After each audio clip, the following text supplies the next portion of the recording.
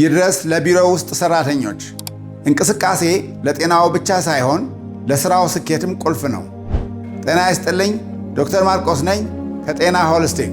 በቢሮ ውስጥ የምታሳልፉት እያንዳንዱ ደቂቃ ለድርጅቱ ስኬት ወሳኝ ነው። እናንተ የቢሮው ጀርባ አጥንት ናችሁ። ነገር ግን ረጅም ሰዓት መቀመጥ ሰውነትዎን ብቻ ሳይሆን አእምሮውንና ስራውን ያዝጋል። ተቀምጦ መዋል የአስተሳሰብ ፍጥነትን ይቀንሳል። ደም በሰውነታችን ውስጥ በደንብ ካልተዘዋወረ ትኩረትን መሰብሰብ ወይም ፎከስ ማድረግ ይከብዳል፣ ስህተቶችም ይበዛሉ። ጤናዎ ሲታወቅ ምርታማነትም አብሮ ይወርዳል። ትኩረትን ለማደስ ወይም ፎከስ ለማድረግ ትከሻውን ወደ ኋላ በማሽከርከር ውጥረትን ይቀንሱ። ይህ ወደ አእምሮ የሚሄደውን ኦክሲጅን ይጨምራል። ይህም በሥራው ላይ ያለዎትን ትኩረት ወዲያውኑ እንዲመለስ ያግዛል። የኃይል ምንጭን ለመጨመርና የተሳሰሩ ጡንቻዎችን ለማፍታታት እግሮን ከጠረጴዛው ስር በመዘርጋት የደም ዝውውርን ያነቃቁ። ወደ ኋላ እጆን በመዘርጋትም ይንጠራሩ። በሰውነቶ ውስጥ ደም ሲዘዋወር ኢነርጂ ወይም ኃይል ያገኛሉ። ይህ ኃይል ሥራውን በግማሽ ጊዜ ውስጥ እንዲያጠናቅቁ ይረዳዎታል።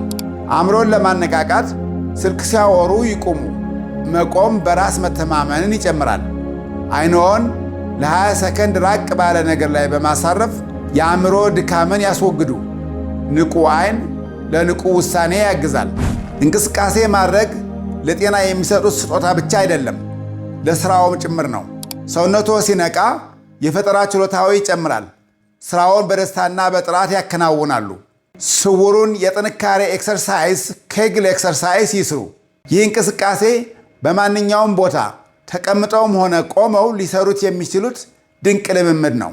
ማንም ሳያስተውል የውስጥ የዳሌ ጡንቻዎችን ፐልቪክ ማስልስ በመጭመቅና ለጥቂት ሰከንዶች በመያዝ እንዲሁም በመልቀቅ እና ደጋግሞ በመስራት የዳሌ ጡንቻዎችን በማጠንከር ወሳኝ ኤክሰርሳይዝ ይስሩ።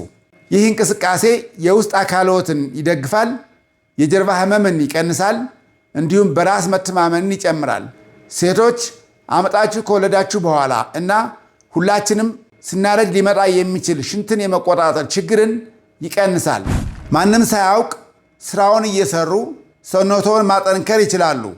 አሰራሩም ሽንትን ለመቆጣጠር እንደምንሞክረው አይነት የዳሌ ጡንቻዎችን ወደ ላይ መጭመቅ፣ ከ3 እስከ 5 ሰከንድ ያህል አጥብቆ መያዝ፣ ከዚያም ከ3 እስከ 5 ሰከንድ ዘና ማድረግ። ይህን ለ10 ጊዜ ደጋግሞ መፈጸም። ይህ በጥቅሉ ወደ 100 ደቂቃ ይወስዳል። በቀን ከ5 እስከ 10 ጊዜ ቢሰራ የበለጠ ውጤት ይኖረዋል። እርሶም አሁን ይሞክሩ እኮ አሁን